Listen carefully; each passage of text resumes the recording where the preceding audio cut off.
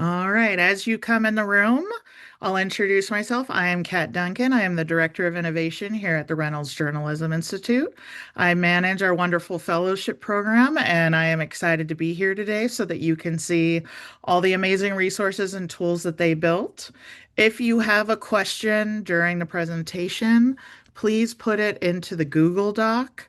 I shared the link in the chat, and I will keep sharing it throughout their presentations. Please put your questions there. That way, if we do not get to one of your questions, the fellow whose project you have a question about can go in there and answer it in writing later. And I will email out the Google Doc with the recording of this presentation so that your questions get answered even if we run out of time today. All right. So, welcome again, everyone. We are so excited to have you here today. And please use the Google Doc for your questions. I will continue to share it in the chat. And we will get started with our first fellow. So, Tara, please take us away. Hi everyone, it's great to be with you this morning. So my project started off with thinking about um, when we think about innovation in news, we're often thinking about innovating the actual journalism we produce or the revenue of how we try and fund that work. But very rarely do we think about innovating the actual structure of our news organizations, how we operate and how we get everything done. But there has been an exciting rise in newsrooms trying to think about this differently in the last couple of years. If you think about Defector or Hellgate or The Appeal, a newsroom that I helped relaunch a couple of years ago. These are co-ops, nonprofit newsrooms, and democratic newsrooms where journalists actually have control and they have decision-making authority across the whole organization. And so that's why I built Powering News. It's a suite of resources designed for journalists who are building these non-traditional, worker-friendly newsrooms. It's also designed for journalists and leaders across our industry to learn about these new best practices that are emerging from this space. Powering News has 6 core resources. The first one is really just an overview of these 3 types of newsrooms. So they are co-ops, these staff-run nonprofits, and democratic newsrooms. And you can come here and learn more about each one and how you can kind of get started if you wanted to launch one of these. If you're interested in launching one of these, but you're not sure kind of which is the right model for you, you can actually take a little quiz, answer a couple of simple questions on what is you and your team's focus, your capacity, how you want to raise revenue, and your editorial focus. And it'll provide you a recommendation of the sort of newsroom that might be right for you. Once you're kind of at that point and you're ready to dive in, or maybe you're already in one of these newsrooms and you want to kind of learn more and keep refining your processes, you can head on over to the Powering News Guidebook. This is filled with insights and advice from more than a dozen newsrooms across the country who have built non-traditional worker-friendly structures.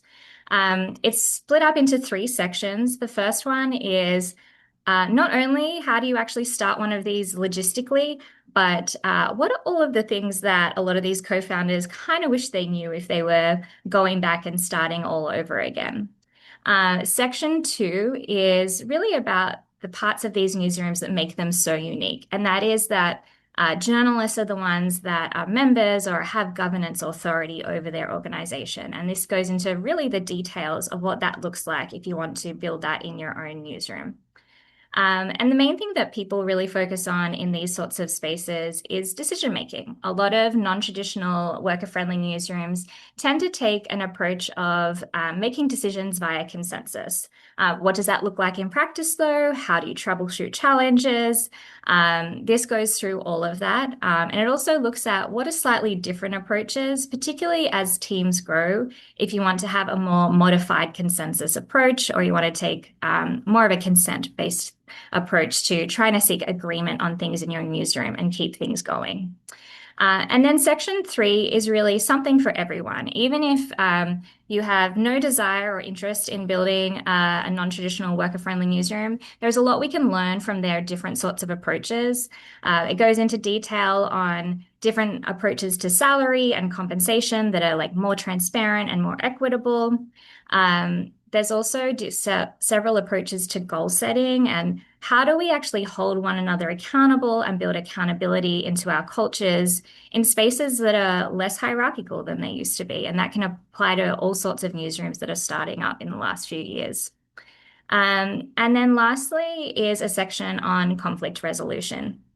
And this is something that's really important, but is kind of often skipped over just because these newsrooms haven't had conflict yet. They're still really new, but this is something that's come up again and again of how important it is to have ahead of time. And so this section goes through approaches both from the journalism industry, but also beyond, so you can learn best practices. And each section has troubleshooting. So there was often common problems that many different newsrooms actually had. So there's troubleshooting sections and conversation starters to start talking about these challenges with your teams and extra resources as well. And to kind of paired with that, the website also has sample documents from many of these newsrooms, both on their governance as well as decision-making charts and HR policies and processes. So you can actually put this straight into practice by borrowing and adapting many of these policies.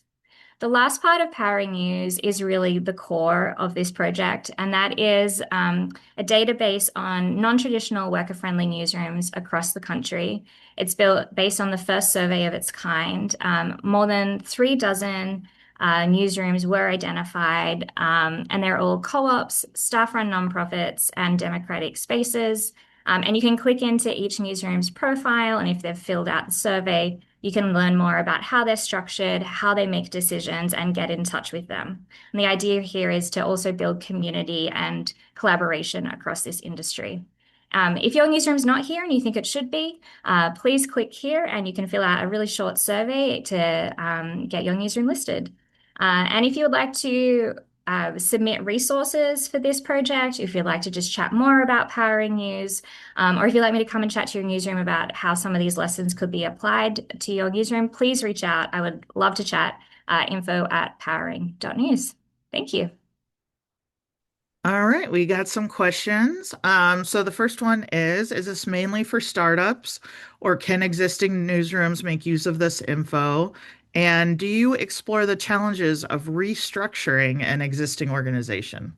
Yeah, that's a really great question. So the first one is yes, absolutely. The guidebook has 3 sections. The first section is really designed for the startups, and part of the second section, where you're like starting to think about these structures, is more designed for startups. But a lot of the business structure, newsroom structure in that second section, a lot of newsrooms that might have been operating for the last year are still refining these things as they go. So that's definitely applicable. And then this third section is really applicable for any sort of newsroom. And same with on the website, I didn't get to share, but there is also a database of vendors, nearly 100 of them, which is a really useful tool for existing newsrooms as well. In terms of conversions, there are a lot of, if you kind of have made the decision to shift towards this, all of the resources are definitely applicable. I actually profiled for RJI, a newsroom that did convert. The Colorado Sun has gone through a couple of conversions, and they've got some really interesting lessons on RJI's website about that conversion. And I'd be really happy to chat to you, chat more about how to apply these things, All because that's right. really exciting. And next question. Really appreciate the different components. Are there plans to keep expanding this as more newsrooms and examples exist? Yes, exactly. I already have a list of topics I didn't get to in the kind of version 1 that we'll be expanding on, particularly newsrooms that weren't able to succeed in trying out this model, like what can we learn from them, as well as new newsrooms filling out the survey and reaching out. I definitely want to keep building on the guidebook. So if you have different challenges, I would love to include those. And the survey is always live, so I'll be continuing to add newsrooms and vendors that they recommend as well. Great. All right. Just as a reminder for everyone, we're going to do 1 to 2 questions per fellow, and then we're going to move on to the next one so that everybody gets a chance to present within our hour. And then at the end, if we have question and people still want to hang out, I will go through more of the questions that you have on the Google Doc. So please continue to add those questions. All right, now we are going to go to Nicole and Lom. Please take it away. All right. Awesome. Hey, everybody. My name is Nicole Lewis. For one more day, I'm the engagement editor at the Marshall Project before moving on to ProPublica. And my name is Lam Tuivo. I'm an associate professor of data journalism at the great Newmark Graduate School of Journalism, and I'm also a contributing investigative reporter at Documented. And we're both so excited to introduce you today to Audacity Media Lab. And so, over the last several months, we've been prototyping and testing a framework that helps local journalists, local and national journalists, create work that addresses real world problems for their audiences. And so, believing that journalism can go beyond simply informing the public towards sparking meaningful change in people's lives is an audacious idea for sure, but it's also a really practical one. We are losing readers and audience to all kinds of products of the attention economy, including AI. And so prioritizing journalism that engages community stakeholders, identifies important issues, and then practicing reporting and storytelling in a way that brings them along can create a very loyal and sustained audience that truly understands the value of our work. And it helps shift our reliance, right, on algorithms and other platforms that can change their models on a whim. And so our resource is built around a core offering that we call a theory of change. And Lam is going to tell you a little bit more about what that is. So, what is a theory of change? A theory of change is essentially a description of what change you hope to bring about and how you will bring about this change by using your work and by dialing your work towards that. It can be encapsulated in one simple sentence that may start with an if I do something, then this change will occur. And it allows you to imagine and plan for what some people call the missing middle, meaning the steps between the beginning of your project and the end goal that you're hoping to achieve. And that will hopefully help many journalists structure their work. For instance, one theory of change for a newsroom like Documented, the one that I work at, which serves immigrants in New York City, could be if reporters publish guides on accessing public services in languages most spoken by immigrants and on platforms that immigrants already use, then these immigrants will be able to discover and use these public services more often. And an example of a theory of change for the work that I do with the Marshall Project is if we engage and inform people who have direct experience with the criminal justice system, surfacing the issues that matter most in their lives, then they will have the information they need to self-advocate and or solve real world problems. And one thing I didn't say sort of in the test run of this, of like, there's a lot of work that goes into getting a statement that is this concise and this clear. And so that is what the toolkit is really designed to help you do. Right. And for that, we want to show you a website. We on our website, we have a page that is geared towards reporters who want to build a theory of change and others and answer other similar questions to really shape their project. As you can see here, you can just click on a button over here and then make a copy of a worksheet that we built for you for journalists on how to build a project for change. It goes through your mission values. It goes through community listening exercises like a community priority assessment. It goes through building your editorial plan. And then also, of course, it goes through building a theory of change and a logic model, meaning a plan that leads you towards that theory of change. We also have a worksheet for editors in a similar vein. Similar to that, you can click on this and you can make a copy of this worksheet. And Nicole, do you want to speak a little bit about that? Yeah, I function as an editor. I'm thinking about a team, I'm thinking about team priorities. And so this is just slightly adapted to say, think about all the areas of coverage that you're focused on. How do you think about the theory of change for that work? And how can you bring your team along in doing some of the community listening, setting this priority so that your coverage focus and coverage areas are like really clicking and clear to everyone. So it's just slightly adapted from the reporter's worksheet. Then we have a page full of definitions. This is a brand new, but still also quite quickly growing field of nonprofit journalism as well as other journalists who are doing this kind of work. And so we wanted to bring together some of the most important terms, from community needs assessments to logic models to understanding what engaged news values are, all the way to understanding how you might want to measure your impact of your work. And last but not least, we also wanted to give people a lot of resources. We journalists love to learn from other people's work, and this is a page full of different case studies that hopefully help other journalists model and understand how making change-driven journalism looks like in the real world. And that is both case studies as well as editorial guides. Yes. Yeah. And so, we're practicing this work in our own journalism. We're continuing to talk to journalists who are building theories of change, thinking about how they can apply it. And so you can stay in touch with us, Audacity Media Lab at googlegroups.org, and we'll respond. Take a look at our website. I think we also have or will get on there a form where you can keep in touch. And we look forward to hearing from you. All right. Thank you very much. Any questions, anybody? I see a lot of you are in the Google Doc, but I don't see any for Nicole and Lum right now.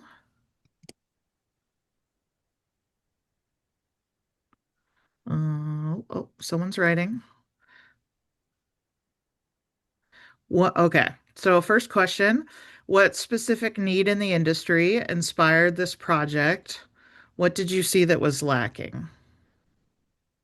Yeah, I mean, I think that like Lam and I are both investigative journalists. And so what we realize is that a lot of the time, we've practiced journalism in a lot of different ways. And a lot of the time, it's sort of just like journalist's job is to inform. We are trying to reach everyone, right? And what we see is that like that model doesn't exactly work. It's not always successful. Who is everyone? And so over time, over the course of our careers, where we have had the most success is saying, here's clearly who I'm trying to serve. Here's clearly what they need, right? And here's the work that's actually going to move the needle.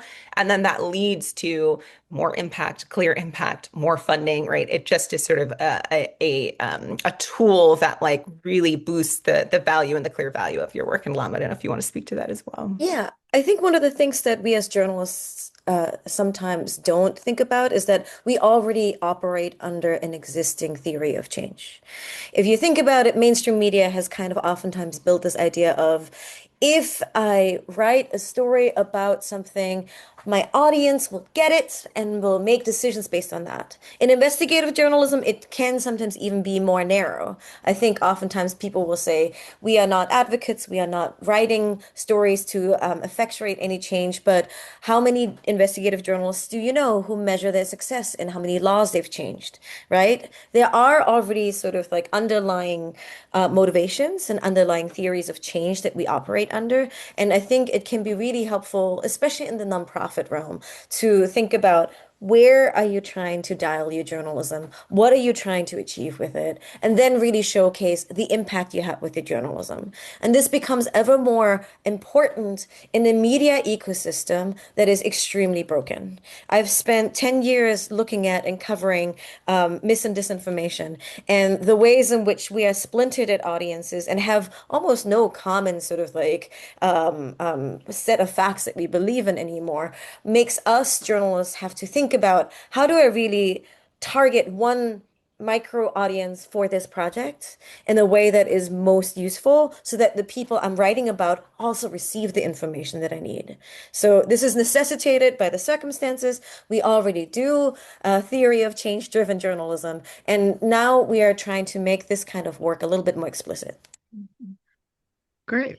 And the second question, how do you compare this with solutions journalism? Yeah, I mean, it has elements of solutions journalism, right? Where solutions journalism is trying to interrogate a specific thing that is already existing within the community. That's not necessarily our goal, right? To sort of drive at like a specific or singular solution. It's really much more designed to think about like the aims of journalism. So like we need an audience, we need people to read us, we need people to trust us, we need people to ask us good questions so we can answer them. And so we're working kind of from the other side of things, right? That if we can create work, if we can can identify who we're trying to reach, create work that actually addresses something in their lives, and will they pay for our journalism? Will they come back and read? Will they show up at our community events, right? And so we're a little solutions agnostic in the sense of like we're not telling people you have this XYZ problem and here's how you want to solve it. But certainly solutions journalism, service journalism, my framing is much more around utility are like all parts of what we do here.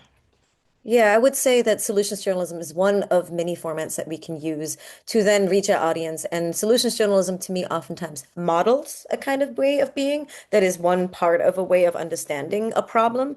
But investigations uncover problems. And oftentimes they end up in a 12,000 word article that very few people who are impacted by this end up reading all the way from the top to the bottom. I assign these readings to my classroom. I can attest to you that not even my students who are obliged to read these oftentimes read them all the way from to the end. Though shout out to my students, I love them. And I think overall it would be really helpful for us to think about um, if we have a very clear audience and a goal in mind, we can then take parts of our investigations and almost atomize them and find different ways of reaching very specific target audiences that are encompassing our larger theory of change. Yeah. If I could say one quick little thing, right? So we come out of an investigative background, but I think the other thing that we're seeing, right, is that it doesn't have to be just investigative journalists who make work with impact. And I think that that's really what this theory of change is trying to extend, that like everybody anywhere, particularly if you're embedded in a community, can think about like the macro and micro, the big picture, getting a law change, and the small things about getting people better connected to the resources in their communities that they really need to function well, right? So we're trying to apply something that investigative journalists think about all the time to a more general framework for journalists embedded in all kinds of communities practicing journalism in multiple different ways. Great. Thank you so much. Sarah and Jennifer, you are up next. Great. Let me just share my screen quickly. Awesome. You can all see that? Yes, great. So hi, everyone. My name is Sarah Blessner, and along with my collaborator and co-fellow, Jenny Stratton, we focused our RJI Fellowship this past year on developing resources for care-driven visual journalism. In journalism, we often move forward to the next assignment, the next deadline, the next story without structurally building in ways to listen back. Too often, images are made and stories are told without returning to the people living them. Feedback rarely reaches the newsrooms, the editing desk, or the photographer. Feedback that is foundational to centering both an ethics and an aesthetics of care. So, Enter Exit is a resource rooted in questions that often go unasked, a space to put in conversation perspectives typically kept apart. It all originated from questioning our own work and our own practice in visual journalism. In our experience, photographing individuals, often during some of the most difficult and worst times of their lives, there is little space to reflect on process and the experiences and what could have gone better. So we began to ask ourselves some hard questions. What else have we been missing? What was actually helping in all of this, in our approach, what was harming? What could have gone better? What resources and structures are needed to support photographing as a practice of care? Together, we partnered with LJ Granerud, a somatic trauma practitioner, and our work led to more outreach, more reflection, and eventually conversations with over 40 individuals who generously shared with us their insights and experiences of being photographed or interviewed in the aftermath of trauma. Feedback, again, that in our experience often does not make it back into the newsroom. Hi everyone, I'm Jenny, and as Sarah said, the conversations we had were really profound. I wish I had asked these questions at the beginning of my career. We're deeply grateful for the time, the knowledge, and experiences that folks shared with us, and their insights shaped the idea and foundation for this evolving open source toolkit we put together. Enter Exit aims to offer practical guidance and strategies to journalists and media organizations, as well as students and educators, through the full arc of an encounter or the different phases of the visual reporting process, including ways to prepare and questions to ask participants and team members before entering a session or assignment, how to slow down and pay attention to body language, consent, power dynamics while working with participants, and how we might engage in more participatory creative strategies, like this one working with color as a collaborative prompt or entry point to developing a shared visual language, or to think through ways to approach anonymous portraiture that supports creativity as well as careful attunement to both safety and aesthetic and ethical implications of how someone is portrayed, and how to exit responsibly, including aftercare for oneself and others and follow-up practices. We're interested in moving beyond visually documenting trauma, memory, or story, and instead exploring how we might create more communal processes and frameworks, not just in journalism and documentary media, but in our own personal and collective visual storytelling practices. And with this shift to centering process, we're asking, what does collaboration look like? But also, more, just as importantly, what does it feel like? And during our time with RJI, we worked with folks in and outside of journalism, including our cohort here today, to expand this work into multiple forms, including both a print version and a digital ebook that you can see here that's available in both Spanish and English as tools designed for real world use. And you can see here too a few spreads from the over 160 pages of the resulting material that includes interviews, essays, downloadable worksheets, checklists, discussion guides, exercises, and photography. As part of our RJI Fellowship and the continued evolution of Enter-Exit, we also worked with a small testing group that included newsroom staff, independent visual journalists, editors, and educators.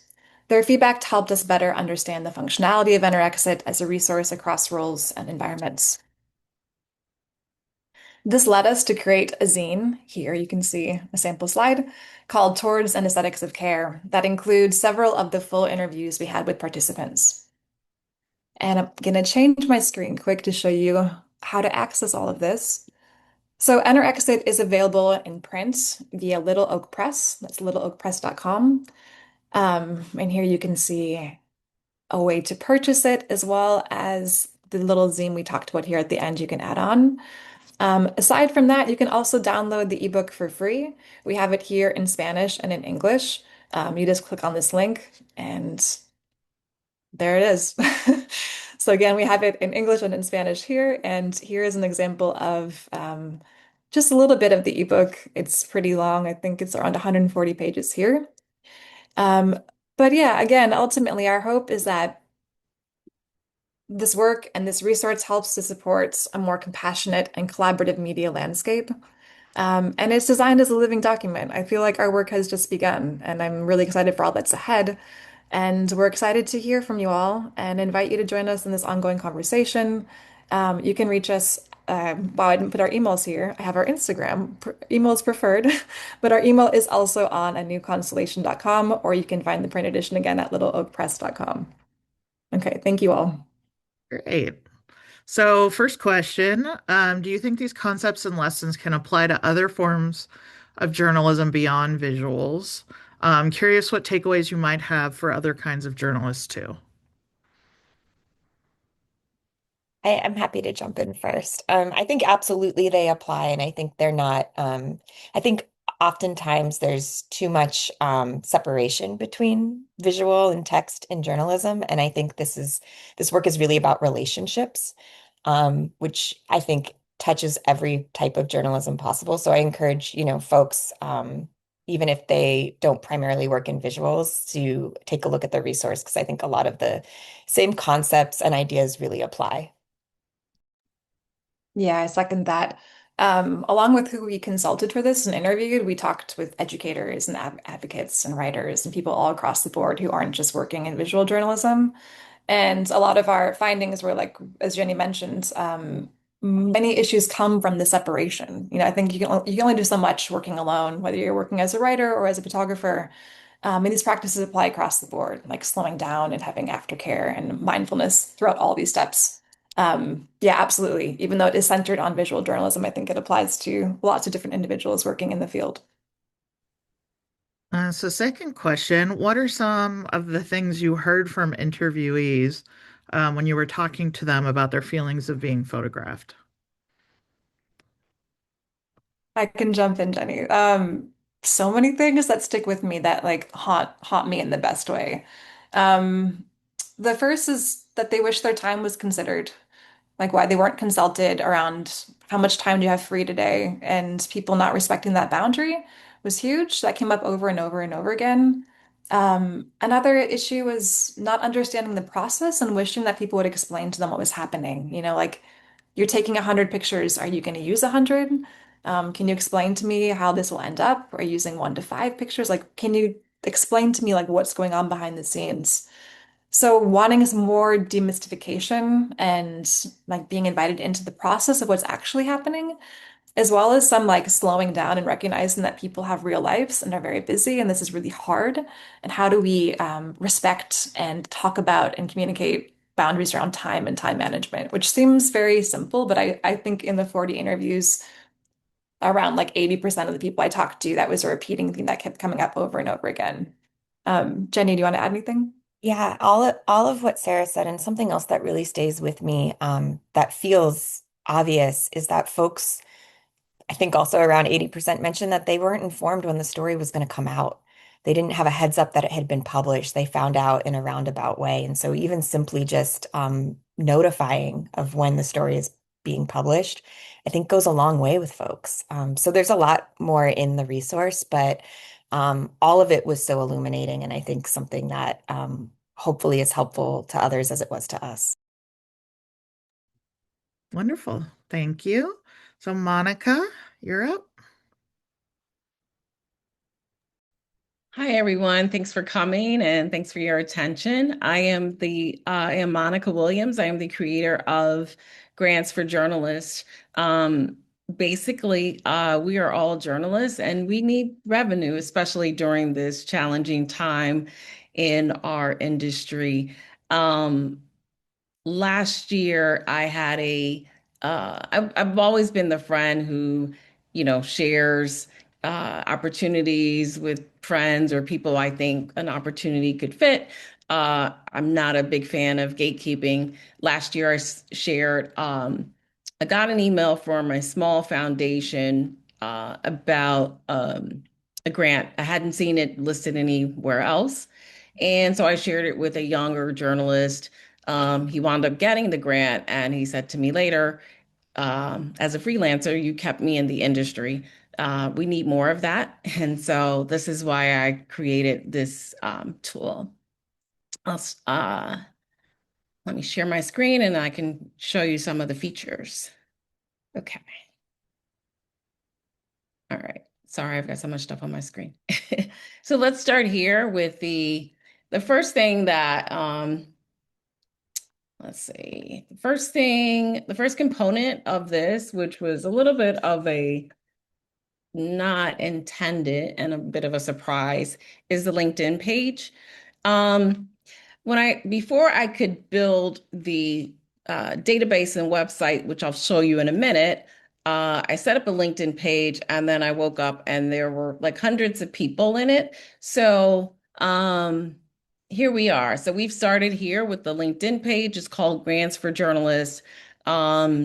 In this page, because there was such a huge interest, I share an opportunity, at least one opportunity, almost every single day.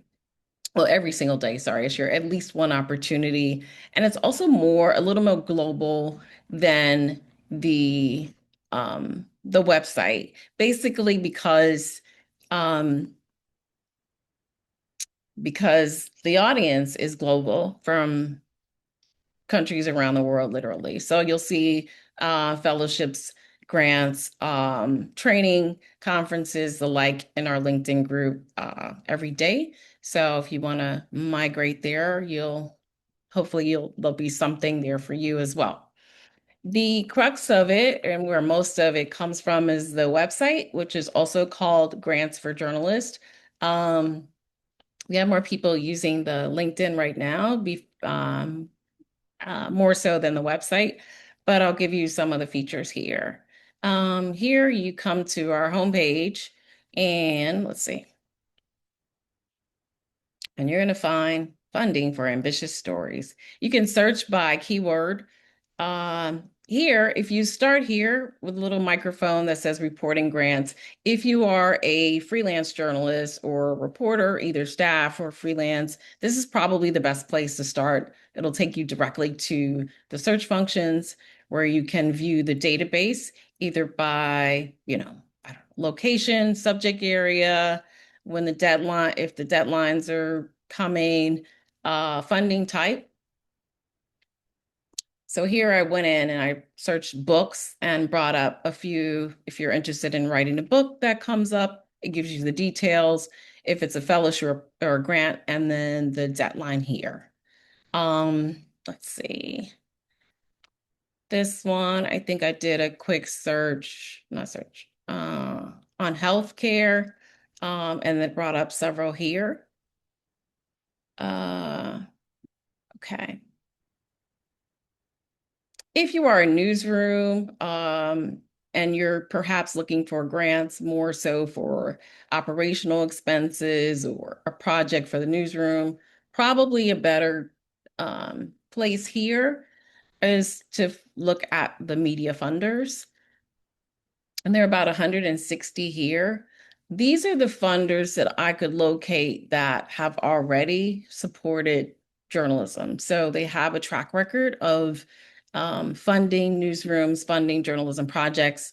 And so we know they're committed to it.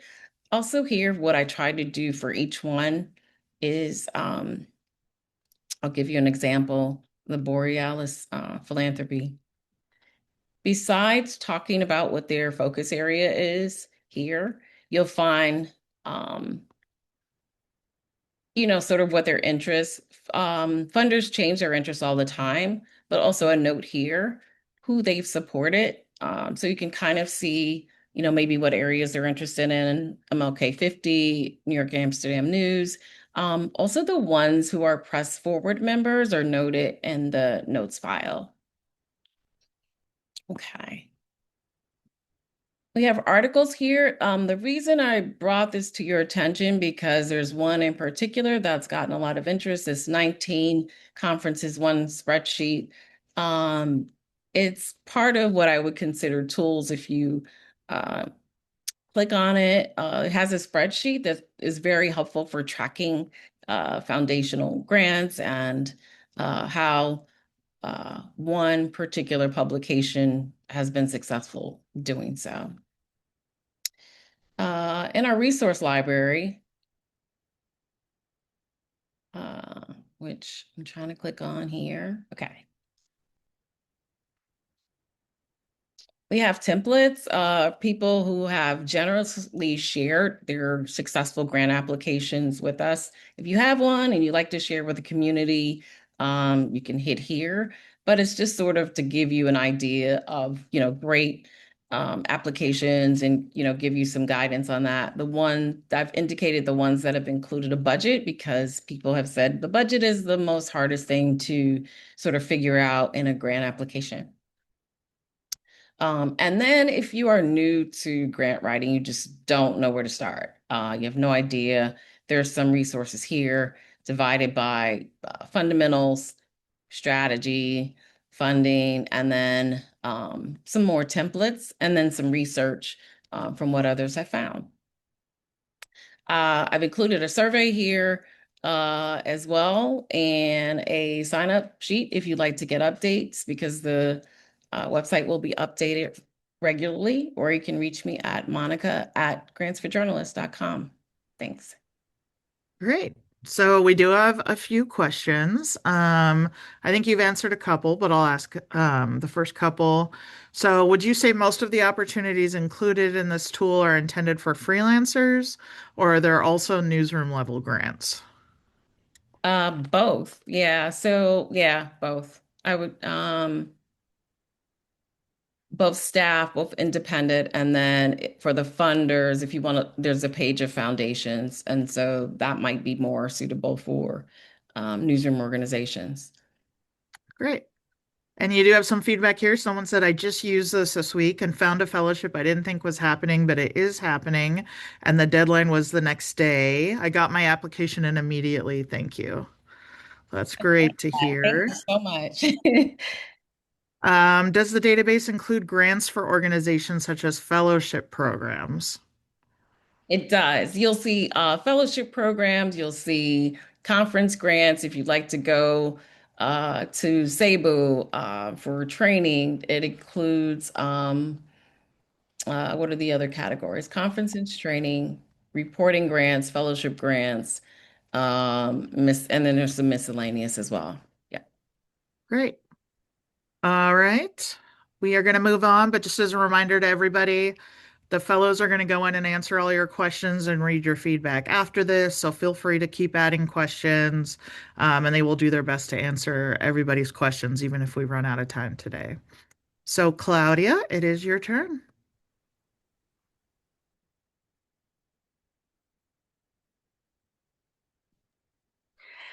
Hola, bienvenidos. Thank you for the opportunity and for being here, interested on our projects today. My name is Claudia Yao Jaramaro. I am a bilingual journalist and founder of Planeta Venus, a newsroom that serves immigrant communities in Kansas. Today, I'm excited to introduce Covering Immigration, a free bilingual open source toolkit built to support journalists covering immigration with accuracy, ethics, and context. We are reporting on immigration during one of the most complex and polarized moments in the recent US history. Right now, we're seeing shifting asylum policies, state level enforcement laws, immigration core backlogs at historical levels, increased misinformation online, and communities living in fear or confusion about their rights. We are seeing communities like in LA, Chicago, and Minneapolis, among others, where journalists with little or no experience covering immigration are forced to report on it. Also, immigration is connected to labor, education, healthcare, climate displacement, and elections, and it's not a niche issue. It's central to public life and intertwined with our community's daily lives. And yet, most of us were never trained on how the immigration system actually works. We often only cover immigration during moments of crisis, raids, executive orders, border search. We weren't trained on how to safely interview undocumented sources, and this gap creates inconsistent coverage, oversimplification, and sometimes unintended harm. So I asked a simple question. What if journalists had a shared toolbox for immigration coverage? Not a legal text box, not a policy report, but practical tools designed for real newsrooms life. That's how Covering Immigration was built, as shared infrastructure for journalism. This project was not built alone. I'm deeply grateful for the contributors who strengthened this work. An experienced journalist and an attorney with activism experience, and Fact Chequeado, an organization that serves the Spanish-speaking community. And you're welcome to see and read more about them on our website. So the toolkit is organized into four. Something happened that it went back. Okay, there. The toolkit is organized into 4 pillars: practical tools that include different reporting immigration checklists, fact-checking and data, verified sources, and guidance on interpreting immigration statistics responsibly, ethics and community, trauma-informed interviewing and source protection tools, investigative approaches, frameworks for covering root causes, funding, and systems.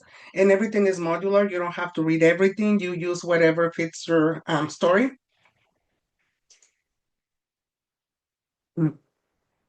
We also have a glossary for journalists. There's most of the terms that are used on immigration, and some of them are being used legally, but they're not appropriate, or like, so that will like tell you there, like, this is what is supposed to be used legally, but it harms or it hurts some communities. We also have a resource library where it takes you. So we really wanted you to get all the information at one place. So where can you get a sample of a FOIA? What are the different entities that serve the immigration system? If it's court, if it's arrest, if it's, you can find most of those there. So immigration, like I said, is everywhere. Good tools for covering are not. And immigration right now is one of the most important issues, yet many journalists are assigned these stories without training, shared resources, or clear ethical guidance, which is, and it is crisis-driven coverage with little training and high risk for sources. As I mentioned before, immigration is connected to other reporting areas like education, health, community, and economy. So in Planeta Venus, for example, we have been able to connect a lot of the issues with education. When last year, a lot of the immigrant undocumented people were not able to register for English classes in some of the local schools, mental health in Latinos, how communities have been canceling events, and then how businesses are also a big part of the local community landscapes. So again, there's a lot that can go into immigration, connecting it with other issues, and it doesn't have to be just like the reporting of the border and detentions. So this is how I recommend using the tool. If you are on a deadline, start with the reporting checklist. It's built to slow you down just enough to verify before publishing. If you are explaining policy, use the immigration system visuals and templates. They help translate complexity into clarity. If you are interviewing vulnerable sources, review the source protection guide first. Think about anonymity, digital safety, and long-term consequences. If you are investigating, use the investigative reporting templates or read some of the case studies and look at budgets, contracts, and enforcement funding. This toolkit, again, is not about telling you what to think, but it's about helping you report better. And why it matters? Well, better tools lead to better coverage. Better coverage reduces misinformation. Better coverage reduces harm. And better coverage helps move immigration reporting from crisis-driven narratives to deeper reporting on systems, accountability, and root causes. That shift matters, especially right now, from crisis, context, and accountability. And covering immigration is free, it's bilingual, there are no logins or no paywalls. Please use it, share it with your newsroom, incorporate it into onboarding, and most importantly, tell us what is missing. This is a living resource built by journalists for journalists. Thank you. Wonderful. So first question, do you have analytics in place to keep track of in an anonymized way what topics and area journalists will tend to look up most? Can you repeat the question a little bit? So do you have a way to track what people are going to be using the most on your website? Not right now, but thank you for bringing it. Like I'm planning on, I haven't even had like a counting to see how many people are coming to the website, which I thought about that. And I will definitely think about also how to track if people are downloading. There's some of the things that you can download, other things is just living in the website. But I'll check on that. Thank you. All right. And your next question, I think this is great given the wave of misinformation surrounding ICE arrests. How will this tool be disseminated to journalists in the mainstream media? Well, we have different plans. Like I'm a member of different Slack groups, different collaboratives on journalism, and we plan on attending some conferences and talk about it. We also are already designing training, like virtual training programs. I already started doing some locally. I have a couple already coming into the local here in Kansas. So developing a little bit more hands-on and sharing on conferences and sharing on different groups. Wonderful. Thank you. All right. Thank There you. is more feedback in the Google Doc, but we are going to move on. Kara, you are up. Hello. Let me get my. Okay. Hi, I'm Kara Coleman, founder and editor of Future Tides, a digital publication covering the Pacific Northwest maritime community. I've also become a tour guide. I believe tours offer an exciting opportunity for local newsrooms, independent journalists, and niche media.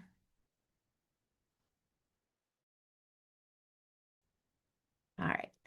They can be customized for different audiences and communities, generate revenue, and provide a new medium to share the high-quality news and information central to our mission. Your beats and coverage areas can become tour routes. Your reporting can shape the tour experience and connect you with local residents. Tours offer another medium for your journalism. A tour guide for journalists outlines this approach, both in theory and with real-world examples of publications already using tours. My hope is that this guide will help more newsrooms balance digital news needs with stepping outside and engaging their communities in person. Why should a busy newsroom add a tour operation to its plate. First, trust. When people meet journalists in person and see the expertise behind a story, it's a way to show up, to regularly listen and interact. Second, revenue.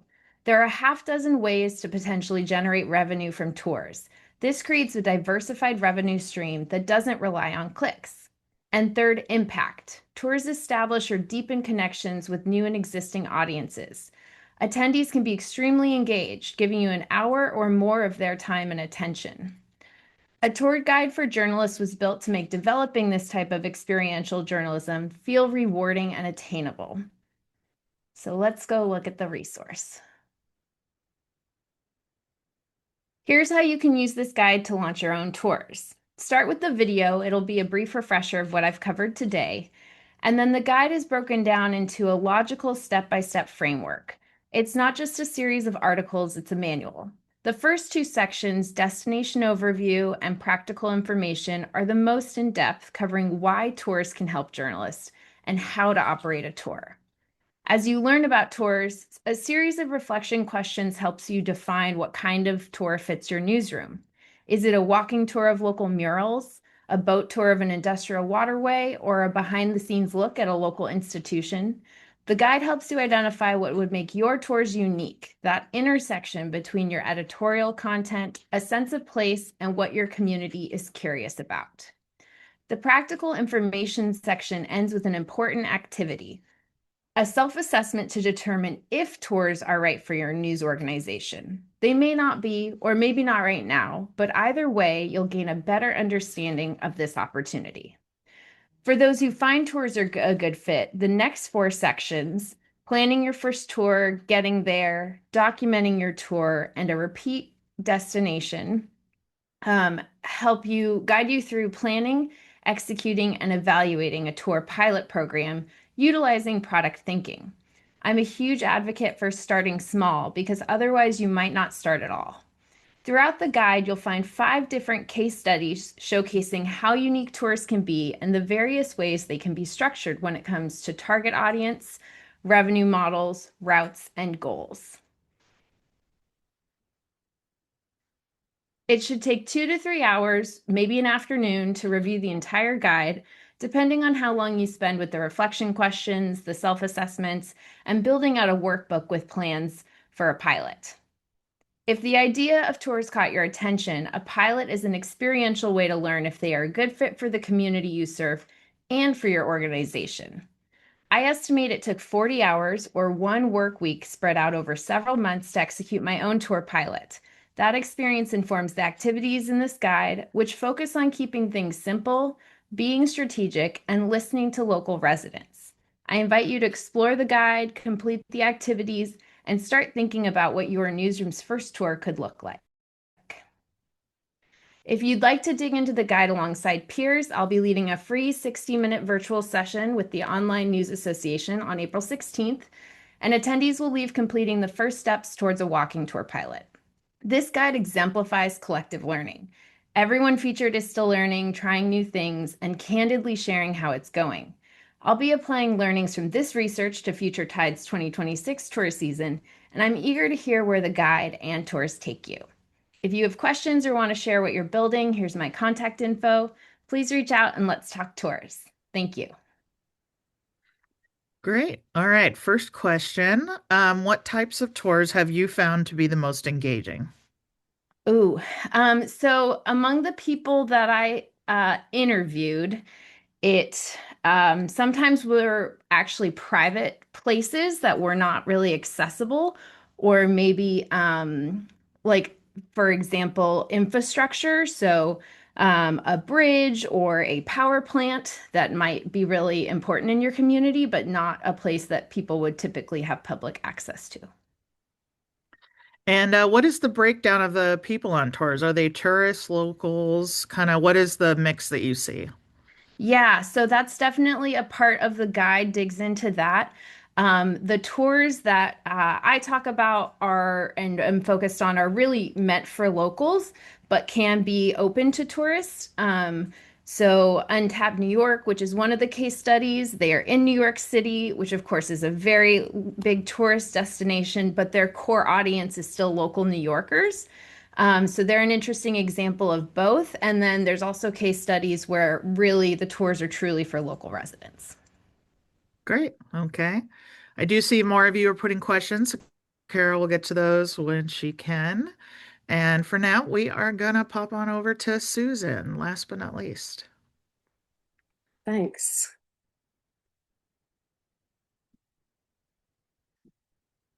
So just to start about some background about the project that I've been working on. So I spent many years working in journalism and teaching media ethics and went back to school actually before the pandemic to study public health. So one motivation for that was work I'd been doing with my husband, Graham. He's a photographer who's been open about his own history of addiction, incarceration, and recovery, which impacted me as well. And we'd done some projects, you see examples up here, public art and exhibitions that were really focused on storytelling, but I wanted a better understanding of research methodology and care for people with substance use challenges. So decided to go back to school.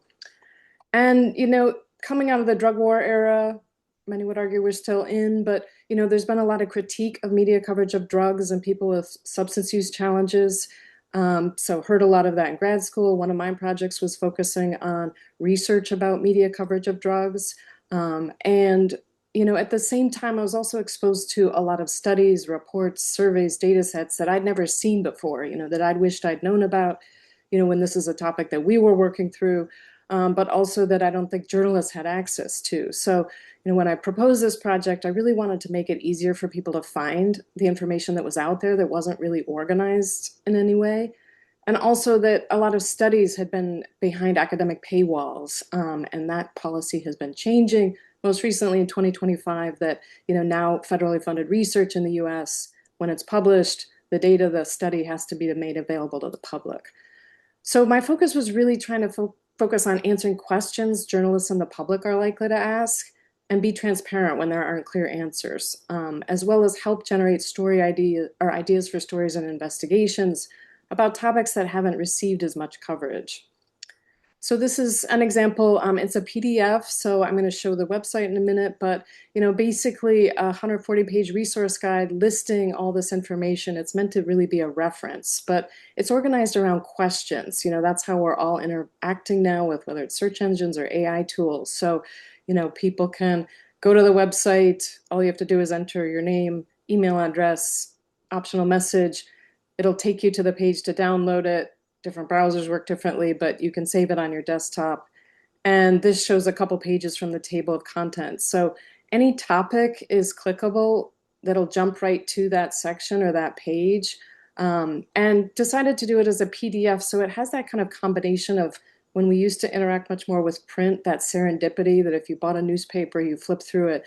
So this way when people are scrolling, they might pass subjects or topics that they hadn't thought about.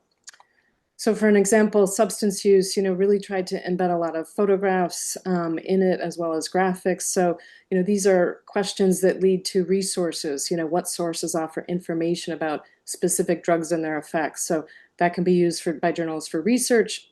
People can also use this as links within their stories. If someone hasn't heard about, metatomidine, that there's places to link to for more information. And within substance use surveys, there's one main national survey. So, giving a description of that, when it comes out, how it's updated, who it includes, who it doesn't, plus where to find graphics that are associated with this data. And on the right, you see an example that is a report about drug use among lesbian, gay, bisexual, and straight individuals. So this is an example of a report that's no longer available in the US from federal websites. So, I linked to other places where people can get that, an example of a survey that kind of looks at a specific population and reveals some different substance use patterns, so just kind of trying to provide access, not just to the national surveys, but surveys about specific populations. Also lift up data that a lot of people don't know about. There is data collected by the federal government about treatment. One of those is this treatment episode data set, or TEDS. So hard to see on the screen, but basically really tried to pull, kind of top line findings from this survey, as well as graphics, and kind of give people advice on kind of working with this information, what its limitations are, as well as what it does tell us about people, who are admitted to or discharged from treatment settings. And just another example is recovery research. A lot of media coverage has kind of tended to focus on the problem and not necessarily as much on, solutions, and certainly that process of recovery. So, there are actually a few kind of key websites that have a lot of information, studies, reports organized around topics. One I pulled out here are recovery residences. A lot of reporting has been on, historically halfway homes, but there is an effort now to kind of license and certify recovery residences. So, this section explains what those are. There's also more information about where to find state initiatives. So throughout the guide, I've really tried to highlight state resources as well as national resources. So, just want to thank Wally Krantz for the design of the logo and guide. Really appreciated that. My husband Graham for the photography, and really everyone who shared feedback about drafts of the guide. You can connect with me on LinkedIn, coveringdrugs@gmail.com, and then download at coveringdrugs.org. All right, thank you so much. So first question, you talked about paywalled research. How are you including those resources, or are you mainly focused on open access and publicly available research? A lot of the focus was kind of trying to, point to places that are doing their own updates. So for, groups that are tracking the drug supply, you can sign up for a newsletter that you would get, monthly or weekly, that point to research that's available. So in 2025, there was this change that anything that was funded through federal taxpayer money should be made available to the public when that study is published or when that data is released. So, I've tried to point to those as much as possible.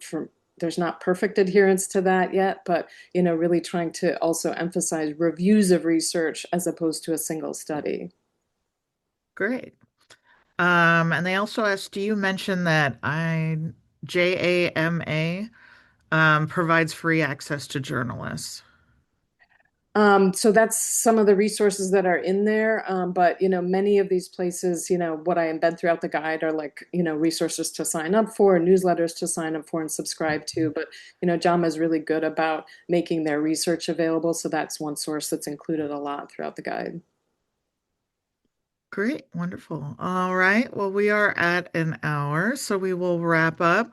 I know there are tons of questions in the doc, everyone, so the fellows will go through and answer your questions to the best of their ability, and I will email out to everyone not only a recording of this wonderful presentation, but I will also re-email out the Google Doc so that you can see the answers to your questions.